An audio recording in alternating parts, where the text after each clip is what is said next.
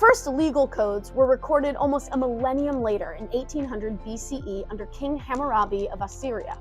The code was carved into stones throughout the empire, visible to all.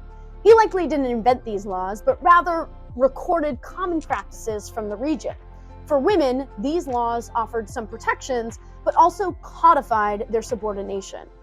Most of the laws were about crimes and relationships and followed a if-then pattern, providing a clear, just consequence. From him, we get the whole an eye for an eye idea. But no, this was not an early system of trade.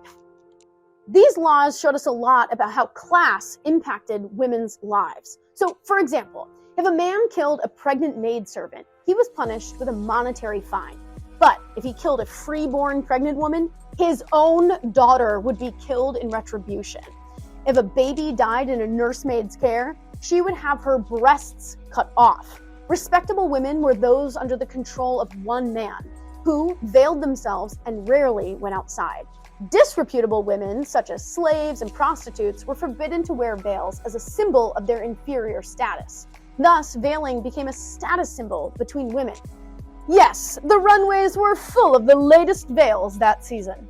According to laws 137 to 143, women who neglected their husbands would be thrown into the water and drowned.